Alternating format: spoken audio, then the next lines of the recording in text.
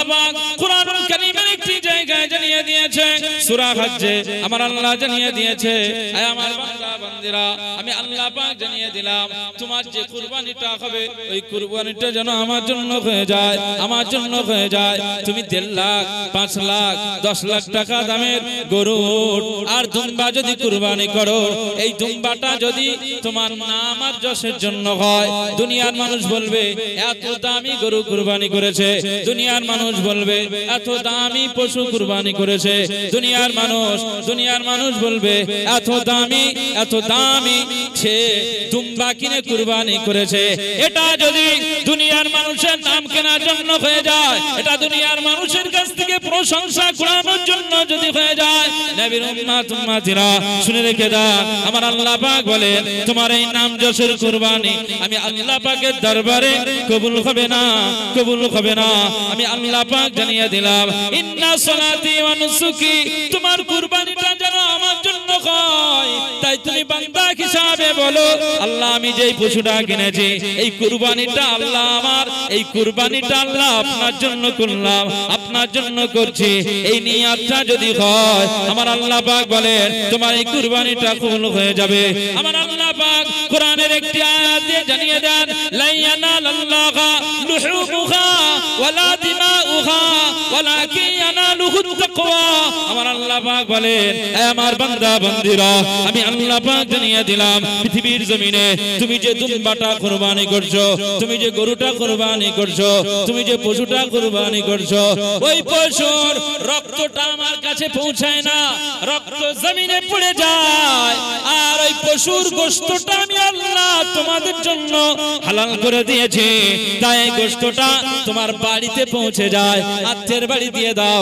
খালার বাড়ি দিয়ে দাও নানাজির বাড়ি পৌঁছে দাও শালির বাড়ি পৌঁছে দাও নানা মেয়ের বাড়ি পৌঁছে দাও গোশতটা হালাল করে দিলাম রক্তটা জমিনে পড়ে যায় গোশতটা বাড়ি বাড়ি পৌঁছে যায় কিন্তু আমি আল্লাহ পাক জানিয়ে দিলাম লা ইয়ানালাল্লাহা লুহুমুহা ওয়ালা দিমাউহা ওয়ালাকিন ইয়ানালুহুত তাকওয়া তোমার গোশত আর রক্তটা আমি আল্লাহর দরবারে পৌঁছায় না বরং আমি আল্লাহ পাক জানিয়ে দিলাম একজন বান্দি যখন কুরবানি করবে তার আমি অন্তরটা দেখি তার কলবটা দেখি তার ভিতরটা দেখি তার তাকওয়াটা দেখি তার কলবের ভিতরে এই তাকওয়াটা যদি থাকে আমি আল্লাহ পাকের দরবারে 1.5 লাখ টাকা নয় 10,000 টাকার পশু কুরবানি করলে তাকওয়ার ভিত্তিতে আমি আল্লাহ পাকের দরবারে তার কুরবানিটা কবুল হয়ে যায় মুসলমানের ছেলেরা এ নবীর উম্মতিরা খুব খেয়াল করে শুনুন আপনি যখন পশু ক্রয় করবেন আকা মাওলা রাসূলুল্লাহ সাল্লাল্লাহু আলাইহি ওয়াসাল্লাম বলে দিয়েছেন তুমি যখন পশু দেখবে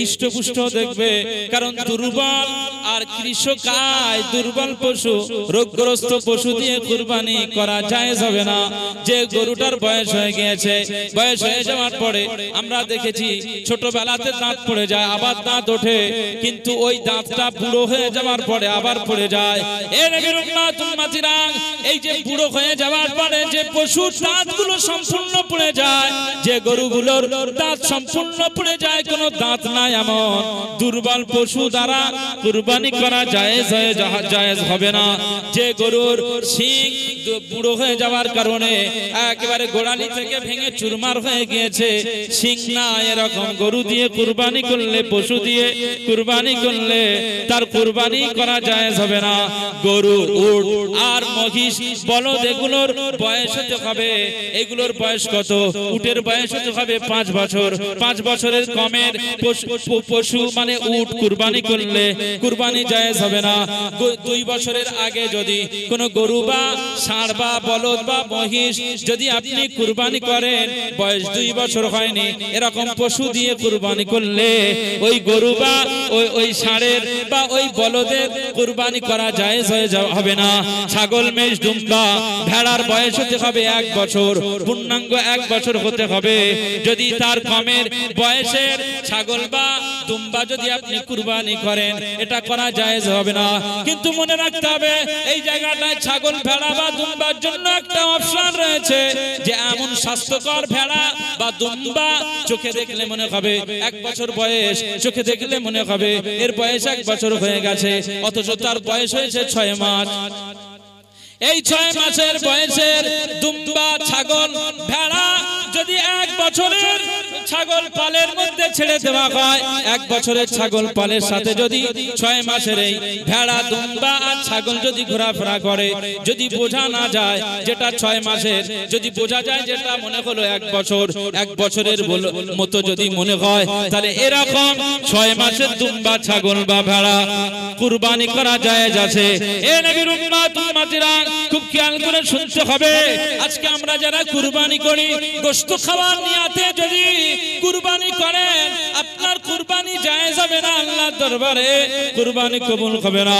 আপনি যদি মানুষের কাছে নাম কেনার জন্য দামি আপনি পশু ক্রয় করেন, এই নাম কেনার জন্য কুরবানি করলে এই কুরবানি জায়েজ হবে না, কবুল হবে না। এ নবীর উম্মত উম্মতিরা শুনে রাখেন, আপনি শরীকানায় 3 জন মিলে শেয়ারে একটা গরু কুরবানি করতেছেন। এ নবীর উম্মত উম্মতিরা খুব খেয়াল করে শুনুন, 3 জন শেয়ারে কুরবানি করতেছেন, আপনার নিয়ত ভালো, আপনি আল্লাহর জন্য কুরবানি করবেন, আর একজনের নিয়ত ভালো, সেও আল্লাহর জন্য কুরবানি করবে। কিন্তু তৃতীয় জন যে রয়েছে 3 নম্বরে, তার নিয়তটা ভালো না, তার নিয়তটা ভালো না। এই জন্য শরীয়ত বলছে 3 জনের 2 জনের নিয়ত ভালো, আল্লাহর জন্য কুরবানি করবে, কিন্তু একজনের নিয়ত ভালো নয়। এই একজনের নিয়ত ভালো না হওয়ার কারণে 3 জনের কারো কুরবানি আল্লাহর দরবারে কবুল হবে না। এজন্য আপনার শরীকানায় যদি কুরবানি করেন, শেয়ারে যদি কুরবানি করেন, মুসলমানের ছেলেরা, এ নবীর উম্মত উম্মতিরা খুব খেয়াল করে শুনুন, তাহলে আপনার রোজা, আপনার নামাজ, আপনার জিকির, আপনার ফিকির, এই সব কিছু আমার আল্লাহর জন্য হবে। ঠিক আছে, আমার আল্লাহ পাক জানিয়ে দিয়েছে, অবশ্যই তোমার কুরবানিটাও জানো আমি আল্লাহ আমার জন্য হয়ে যায়। একজন সাহাবী আকা মাওলা রাসূলুল্লাহ সাল্লাল্লাহু আলাইহি ওয়াসাল্লামকে লক্ষ্য করে জিজ্ঞেস করলেন, ইয়া রাসূলুল্লাহ গে, ইয়া হাবিবাল্লাহ, কুরবানিটা কি, কুরবানিটা কি? সেই সময় আমাদের মুস্তাফা কামলিওয়ালা আকা মাওলা রাসূলুল্লাহ সাল্লাল্লাহু আলাইহি ওয়াসাল্লাম সাহাবীকে লক্ষ্য করে বললেন, হে আমার সাহাবী, কুরবানি কি এটা যদি জানতে চাও, তোমার প্রশ্নের জবাব আমি দিলাম। আমার সাহাবী শোনো, আমি নবীজি কামলিওয়ালা জানিয়ে দিলাম, কুরবানি হলো তো জাতির পিতা নবী ইব্রাহিম আলাইহিস সালামের একটি সুন্নাত। এই কুরবানিটা একটি সুন্নতি আমাল, নবী ইব্রাহিম আলাইহিস সালামের একটি সুন্নাত আমাল। সাহাবী আব্বাস জিজ্ঞেস করলেন, ইয়া রাসূলুল্লাহ গে, ইয়া হাবিবাল্লাহ, এই কুরবানিটা যদি করা হয় কি ফায়দা আছে, কুরবানি করলে কি লাভ আছে? ওই সময় আকা মাওলা রাসূলুল্লাহ সাল্লাল্লাহু আলাইহি ওয়াসাল্লাম বলেছেন, হে আমার সাহাবীরা শোনো, আমি রাসূলুল্লাহ সাল্লাল্লাহু আলাইহি ওয়াসাল্লাম জানিয়ে দিলাম, যদি তুমি কুরবানি আদা করো, যদি যে পশুটা কুরবানি করবে, ওই পশুর গায়ে যত লোম রয়েছে, যত পশম রয়েছে, যত পশম রয়েছে,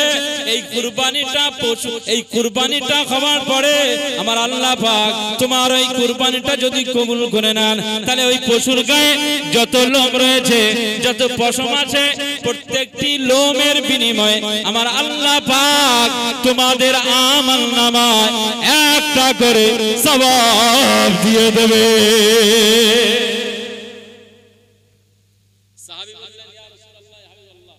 কুরবানি করলে ফায়দাটা কি? নবীজি বললেন, যে পশুটা জবাহ করবে, কুরবানি করবে, ওই পশুর গায়ে যত লোম আছে, প্রত্যেকটি লোমের বিনিময়ে আল্লাহ একটা করে সওয়াব দিয়ে দেবে।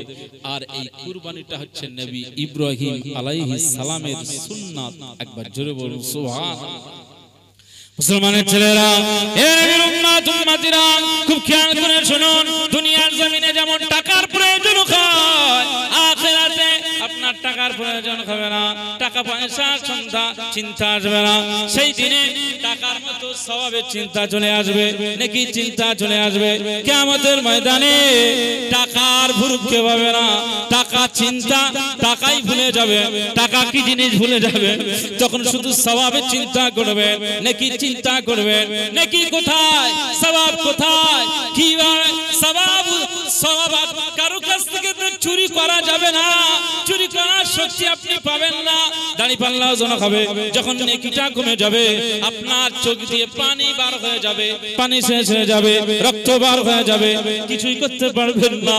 আপনি হয়তো মনে করবেন যে সেই দিনে আমি যে কোনো ভাবে মানুষের সওয়াবটা চুরি করে, নেকিটা চুরি করে এনে মিজানে দাঁড়িপাল্লায় জড়িয়ে বসিয়ে দেব, নেকির পাল্লা ভারী হয়ে যাবে, ক্ষমতা হবে না। এ নবীর উম্মত উম্মতিরা খুব খেয়াল করে শুনুন, কিয়ামতের ময়দানে মাশারে ওই দিনেতে টাকা চিন্তা আসবে না। ওই দিনেতে আপনার কাছে নেকিটা বড় সম্পদ হয়ে যাবে, নেকিটা বড় মূল্য হয়ে যাবে।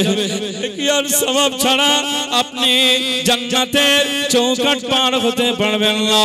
কিয়ামতের ময়দানে নেকিটা বড় প্রয়োজন হয়ে যাবে। আজকে দুনিয়ার জমিনে একটা গরু, একটা পশু, একটা উট, একটা দুম্বা, একটা বকরি, একটা ছাগল যদি কুরবানি করেন, আর ওর পশম, ওর গায়ে যত পশম রয়েছে, ওই পশমটা একটা একটা করে গুনলে যদি 5 লাখ গুনে দেখা যায়, তাহলে আমার আল্লাহ আপনার আমল নামায় 5 লাখ সওয়াব দিয়ে দেবে। একটা গরুর গায়ে যদি পশমের সংখ্যাটা আর 10 লাখ হয়ে যায়, 20 লাখ হয়ে যায়, 1 কোটি হয়ে যায়, আমার আল্লাহ পাক আপনার আমল নামায় 1 কোটি সওয়াব লিখে দেবে।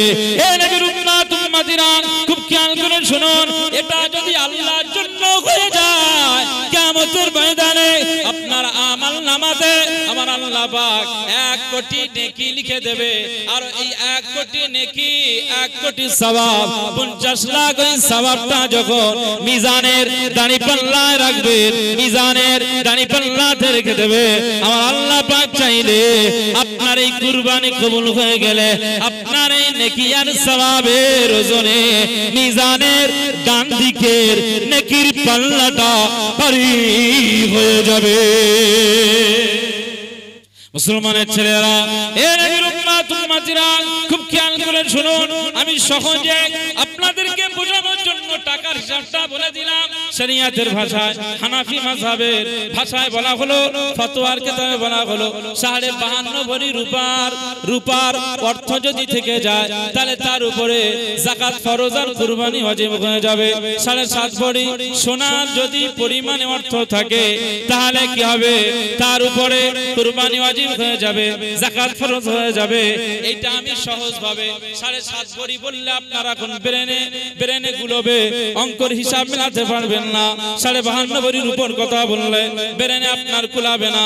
এই জন্য সহজ ভাবে আপনাদেরকে জানাতে যায়, 45-50 হাজার টাকা যদি কারো থাকে, সে সারা তার কাছে যদি থেকে যায়, তার আলমারিতে যদি থাকে, আর যদি তার ঘরেতে এই টাকা, এই অর্থটা যদি থেকে যায়, তাহলে আমার আল্লাহ তার উপরে কুরবানি করা ওয়াজিব করে দিয়েছে।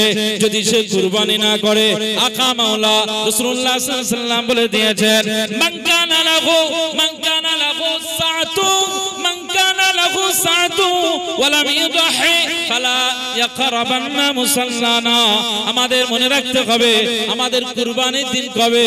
আগামী 7ই জুন, শনিবারের স্যাটারডে, শনিবারের দিন পড়ে গিয়েছে, শুক্রবারের পরের দিন শনিবার। আগামী শনিবারে কুরবানির দিন, ঈদের দিন, ঈদুল আজহার দিন, ওই দিনে 2 রাকাত ওয়াজিব নামাজ পড়তে হয়। কেউ কারবালার ময়দানে ঈদের নামাজে চলে যায়, কেউ শগুন পুকুরে চলে যায়, কেউ নিমকুড়িয়ার ঈদগাহে নামাজ আদা করে। এ নবীর উম্মত উম্মতিরা, আমরা আমাদের গ্রামের ঈদগাহে আমরা সবাই ঈদের নামাজ আদা করি। মনে রাখতে হবে, ঈদের নামাজ পড়াটা ওয়াজিব, ঈদের 2 রাকাত নামাজ পড়াটা ওয়াজিব। আল্লাহ নবী দিন ও দুনিয়ার বাদশা হাবিবুল্লাহ গে, নবী জনাবে মুহাম্মদুর রাসূলুল্লাহ গে সাল্লাল্লাহু আলাইহি ওয়াসাল্লাম পাক জবানে জানিয়ে দিয়েছে, পৃথিবীর জমিনে কেউ যদি কুরবানির সামর্থ্যবান হয়ে যায়, তার কুরবানি যদি ওয়াজিব হয়ে যায়, অথচ সে যদি কুরবানি না করে,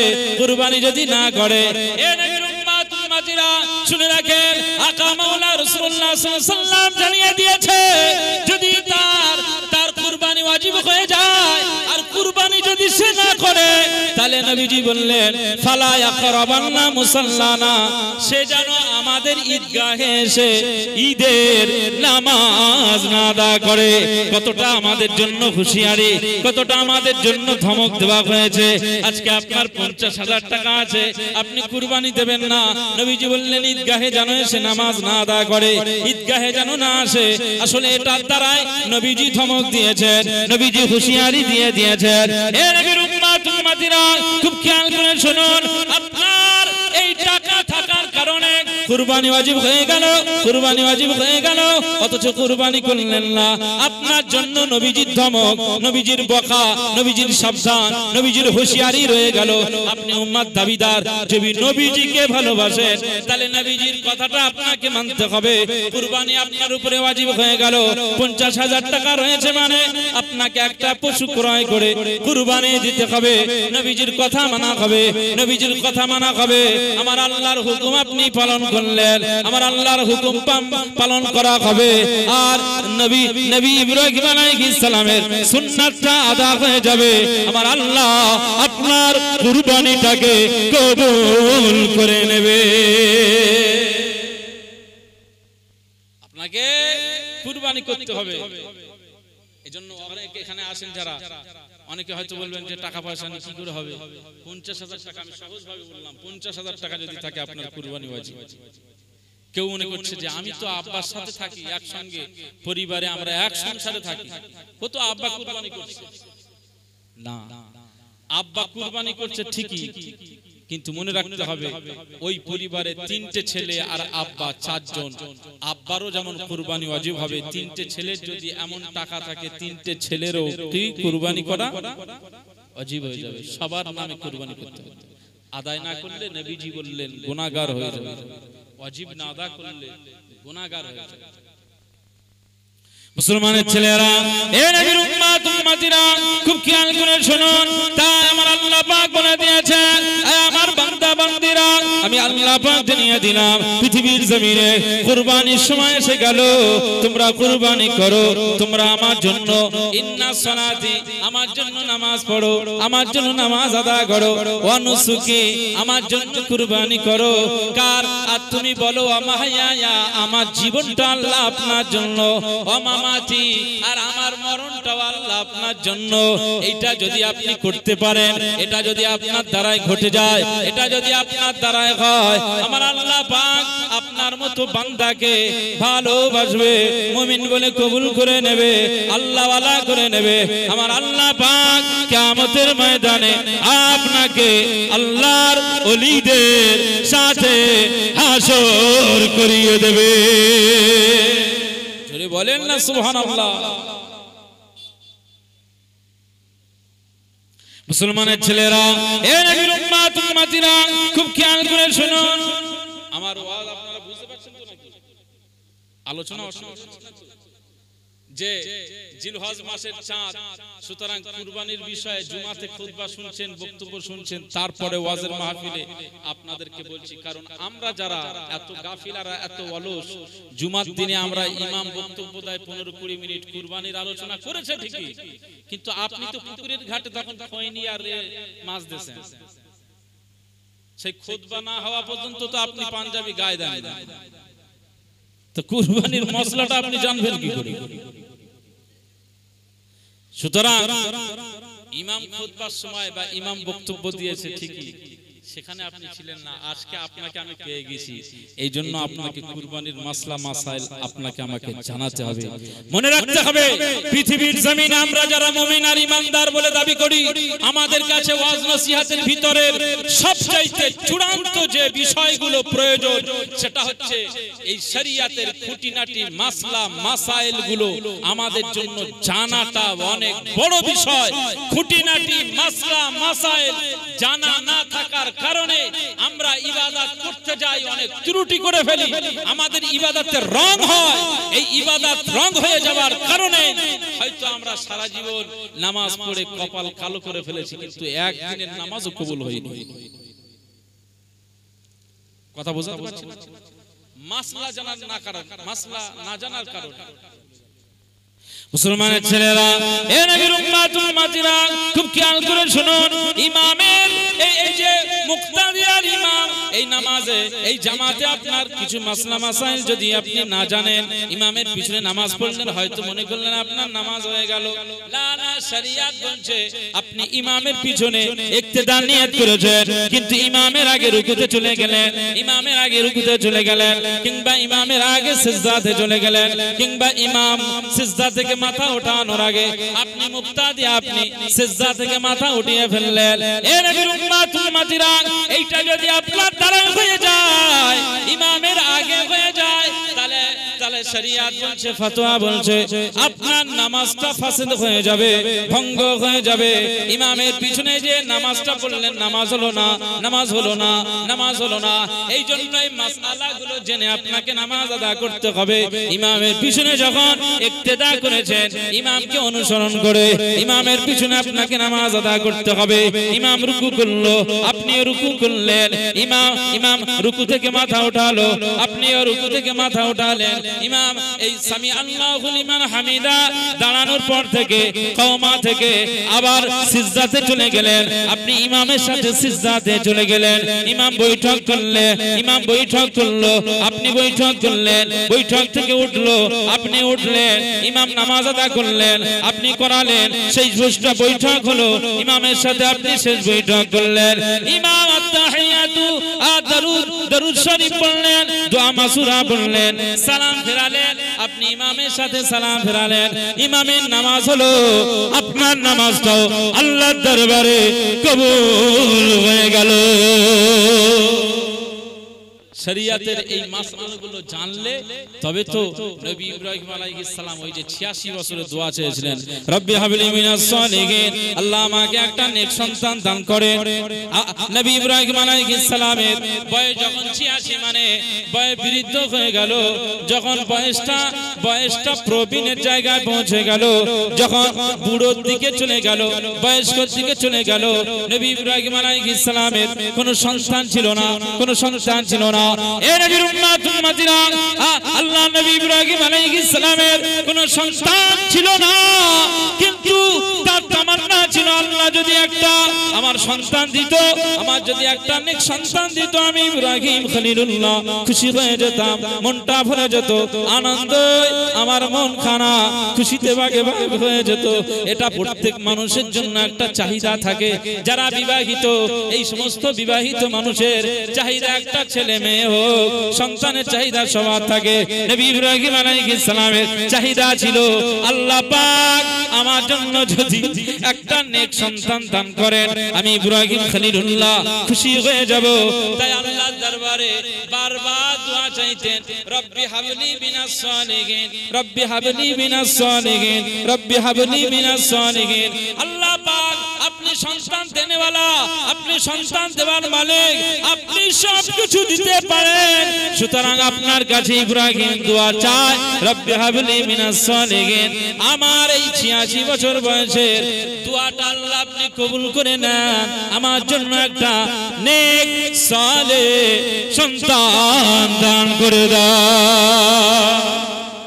মুসলমানের ছেলেরা, এ নবীর উম্মত উম্মতিরা, খুব খেয়াল করে শুনুন, আপনি যে নামাজ আদা করেন এটা আল্লাহর জন্য হবে, আপনি যে তাসবিহ পড়েন এটা আল্লাহর জন্য হবে, আপনি যে কোরআন তেলাওয়াত করেন এটা আল্লাহর জন্য হবে, আপনি যে মাহে রমজানের রোজা পালন করেন এটা আল্লাহর জন্য হবে। এই জিলহজ মাসের 9 তারিখ, অর্থাৎ আগামী জুমার দিন, আগামী শুক্রবারের যে দিনটা, এটা 9 তারিখ বলে, এটা আরাফার দিন বলে, ইয়াউমুল আরাফা বলা হয়। এ নবীর উম্মত উম্মতিরা, খুব খেয়াল করে শুনুন, আকা মাওলা মুস্তাফা কামলিওয়ালা জানিয়ে দিয়েছে, আরাফার দিনে যদি কেউ রোজা পালন করে আমার আল্লাহর জন্য, আমার আল্লাহ পাক ওই বান্দা বান্দির উপরে এত খুশি হয়ে যায়, এত রাজি হয়ে যায়, আমার আল্লাহ পাক ওই বান্দা বান্দির উপরে এত রাজি হয়ে যায়। আরাফার দিনে যদি একটা রোজা আল্লাহর জন্য পালন করে, আমার আল্লাহ পাক তার আমল নামায় 1 বছর আগের গুনাহ আর তার ওই দিন থেকে 1 বছর পরের গুনাহগুলোকে আমার আল্লাহ মাফ করে দেয়। আরাফার দিন রোজা পালন করতে হবে। সেই রোজাটা কবে? আগামী শুক্রবার। একটা রোজা আপনি যদি পালন করতে পারেন তাহলে আপনার জীবনে ওই দিন থেকে পিছনের 1 বছর আর ওই দিন থেকে সামনের আর 1 বছর যা গুনাহ আমার আল্লাহ মাফ করে দেবে। এই রোজাটা কার জন্য? আল্লাহর জন্য। খুব খেয়াল করে শুনুন, আজ আমি আব্দুল মুনাইম আপনাদেরকে জানাই, আজ পৃথিবীর জমিনে আমরা যারা বিচরণ করি সবাই একদিন মারা যাব। পৃথিবীর জমিনে এই বিচরণের শক্তিটা চিরস্থায়ী থাকবে না। একদিন আমরা মারা যাব, মওত হয়ে যাবে, মারা যাব। একদিন আমাদের কবরে দাফন হয়ে যাবে, কবরে দাফন হয়ে যাবে। এই কবর থেকে নিয়ে কিয়ামত পর্যন্ত কবরে শুয়ে থাকতে হবে। আমার আল্লাহ পাক আপনাকে কবরে এইভাবে রেখে দেবে। কিয়ামত যখন শুরু হয়ে যাবে, কিয়ামত যখন সূচনা হবে, আমার আল্লাহ পাক কবরকে ইশারা করবে, কবরকে হুকুম জারি করে দেবে। না সেই দিনে ইসরাফিল আলাইহিস সালামের ফুৎকারে, তার শিংকার ফুৎকারে, তার বাঁশির আওয়াজে কবর ফেটে যাবে, কবর বমি করে দেবে। আমরা বমি করলে আমাদের পেটের ভিতর থেকে আমাদের খাদ্যগুলোকে নোংরা অবস্থায় বার হয়ে যায়। এ নবীর উম্মত উম্মতিরা খুব খেয়াল করে শুনুন, ঠিক জমিনকে আমার আল্লাহ পাক কিয়ামতের সূচনাতে যখন আমার আল্লাহ জমিনকে ইশারা করে দেবে, জমিনকে হুকুম করে দেবে, কবর তোমার পেটের ভিতর থেকে যত আমার বান্দা বান্দিরা রয়েছে সবাইকে বের করে দাও, বের করে দাও, বের করে দাও। কবর সেই দিনে ফেটে যাবে, বমি করে দেবে। আর এই কবরের ভিতর থেকে লাখ লাখ নয়, কোটি কোটি কোটি কোটি আল্লাহ পাকের বান্দারা কবরের ভিতর থেকে উঠে যাবে। কিয়ামতের ময়দানে সবাই আল্লাহ তাআলার দরবারে হাজির হয়ে যাবে। এই কিয়ামতের ময়দানে মনে রাখতে হবে, আকা মাওলা রাসূলুল্লাহ সাল্লাল্লাহু আলাইহি ওয়াসাল্লাম বলে দিয়েছেন, তোমরা নাজাতের একটা রাস্তা খোঁজো, নাজাতের একটা ওসিলা তৈরি করো, নাজাতের একটা ওসিলা তৈরি করো। কিয়ামতের ময়দানে আমার আল্লাহ পাক তোমাদের একটা নাজাতের ওসিলা পেয়ে গেলে, আমার আল্লাহ পাক তোমাদের যদি কোনো একটা নাজাতের ওসিলা মিলে যায়, নাজাতের ওসিলা যদি থেকে যায়, আমার আল্লাহ পাক ওই ওসিলাটাই তোমাদের জন্য নাজাতের ওসিলা বানিয়ে দেবে।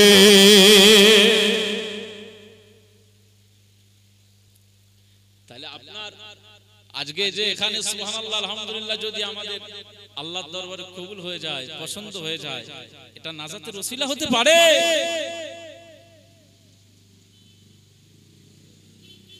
এই জন্য এই সমস্ত মাহফিলে আমাদের অ্যাটেনশন আর আগ্রহ নিয়ে বসতে হয়, ভালোবাসা মহব্বত নিয়ে বসতে হয়। এখন আর আপনি দাদা হুজুরের ওয়াজ শুনতে পাবেন না, পাবে? এখন বড় হুজুর পীর কেবলার, মেজলা হুজুর পীর কেবলার, শেজলা হুজুর, নওয়াব হুজুর, ছোট হুজুর পীর কেবলার ওয়াজ আর শুনতে পাবেন না। সেদিন গুজার গিয়া খাজা গরিবে নওয়াজ হুজুরের ওয়াজ শুনতে পাবেন না।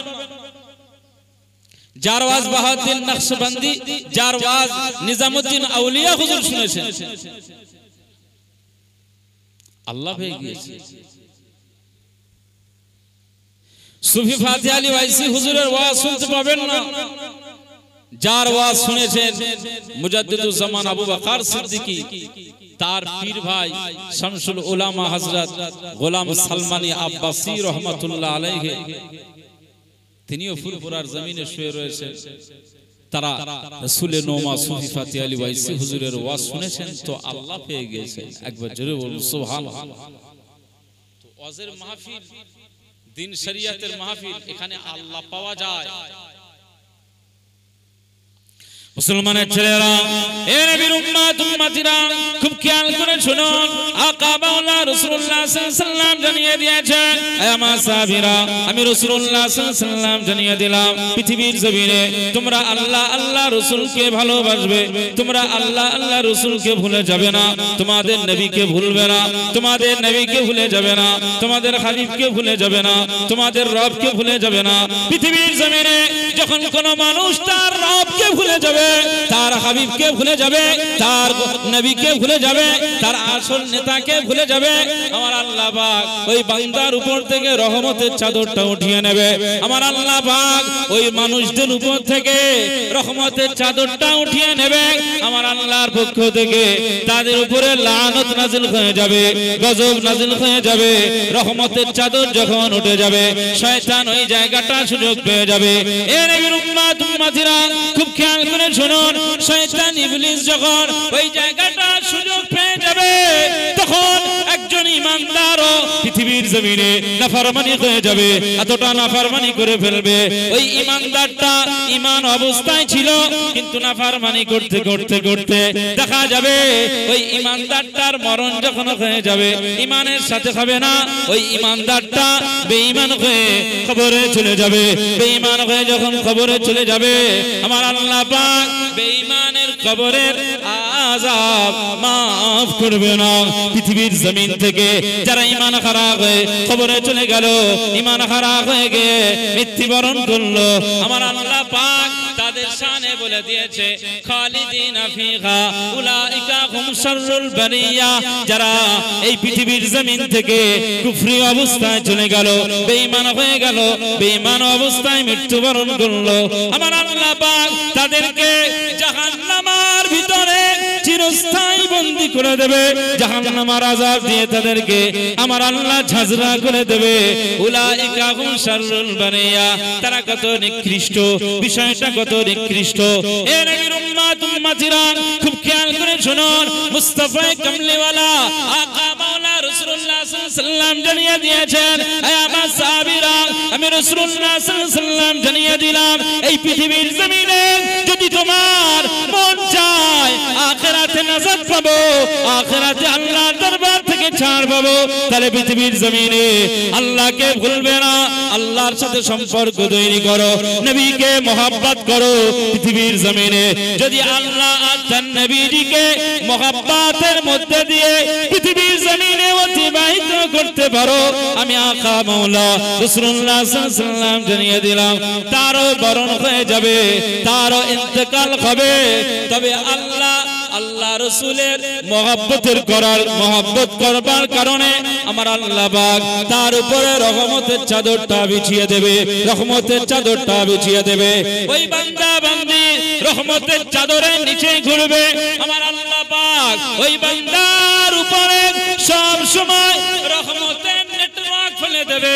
বান্দা যখন মরণ হবে, বান্দা যখন ইন্তেকাল হয়ে যাবে, ওই বান্দাটাকে আমার আল্লাহ পাক ঈমানের সাথে মৃত্যু করার সুযোগ করে দেবে।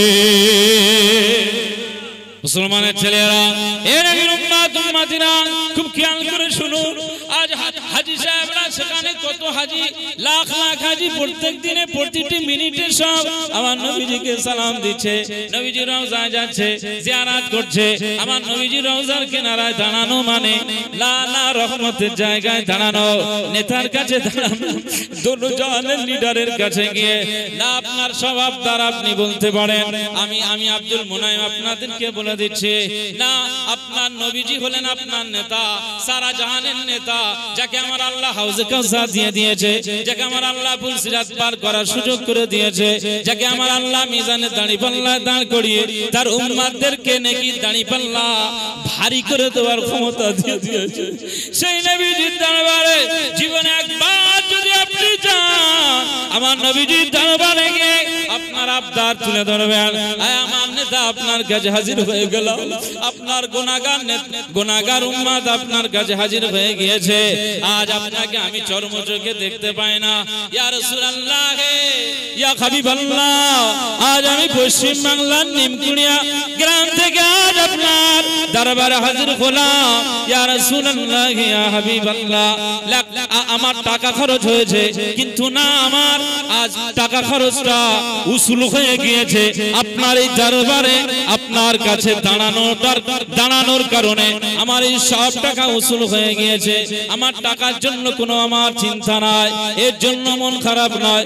তবে ইয়া রাসূলুল্লাহ, ইয়া হাবিবাল্লাহ, আবু হুরায়রা রাদিয়াল্লাহু আনহু আপনাকে ওনাকে না দেখে যেমন কাঁদেন, আপনার দেখতে না পেলে যেমন আবু বকর কাঁদতেন, আপনাকে দেখতে না পেয়ে হযরতে ফারুক আযম ওমর ইবনে খাত্তাব রাদিয়াল্লাহু আনহু কাঁদতেন, আপনার না দেখা পেলে হযরত উসমান গনি রাদিয়াল্লাহু আনহু কাঁদতেন।